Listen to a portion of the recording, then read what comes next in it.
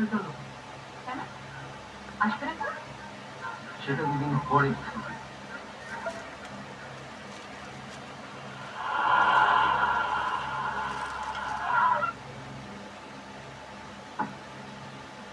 দুটো গুলিয়ে দেয় না হবে, আমি আসতে পারি।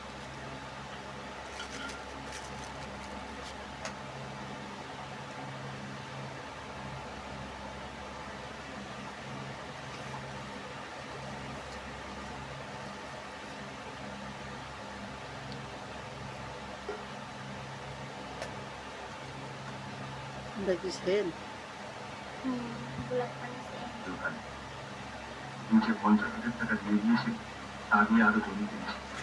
এই বিরাটি সামনের মাসে টাকাটা পাঠাবে, ভাবছি আরো কিছু জমি কিনবে। এর মধ্যে বাড়ি তো তোর বৌদিকে নিয়ে গিয়ে অপুকে মানে বৌমাকে আশীর্বাদ করে আসবে।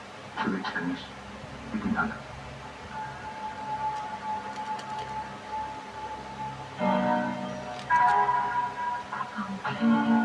আমি 25,000 টাকা চাইলাম, দিল না।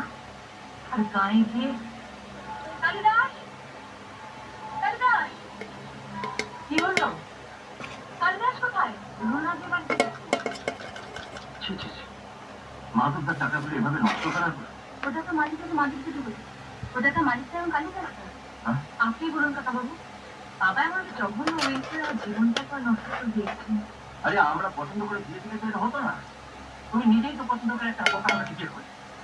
বাবাই তো বললো একটা বোকা লোকটিকে বিয়ে কর, তারপর ওর নামে সম্পত্তি কেনে একটু নামে সম্পত্তি লিখে ওকে দিবি। কালিদাসকে তো আমি ভালো মানুষ হিসেবে ভেবেছিলাম, কিন্তু ওই যে হাতে টাকাতে তোমার সঙ্গে এভাবে ব্যবহার করবে সেটা তো বুঝতে পারি।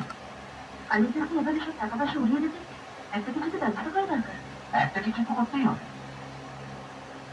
আর যে কালিদাসকে এখান থেকে তাড়াতে হবে। তাড়িয়ে দিতে? হ্যাঁ, আর অপু যদি রাজি থাকে তো মোহন সিংহ ওকে দিয়ে দিয়ে দেবো। পাঞ্জাবের সঙ্গে ওর বিয়ে দিতে? তাহলে মোহন সিং পাঞ্জাবি কোথায়? ও তো বাঙালি। মোহন সিং বাঙালি? হ্যাঁ, মানে ঠিক আমাদের মতো বাঙালি নয়, তবে বাংলাদেশে থাকতে থাকতে বাঙালি হয়ে গেছে। কেমন সুন্দর বাংলা বলে শোনেন না? হ্যাঁ, দিয়ে তো দেবে, তাতে কি সমস্যা কিছু মিটবে? অপুর কথা ওর বাবার সম্পত্তি তো কালিদাস তাকে লিখে দিয়েছে। কালিদাসটা তো ওকে কিছুই দেবে না। যাতে দেয় সে ব্যবস্থা করতে। হ্যাঁ, যে স্ট্যাম্প পেপারে কালিদাসকে যে সই করাতে চেয়েছিলেন সেই স্ট্যাম্প পেপারটা আছে? হ্যাঁ, আমার ব্যাগই আছে।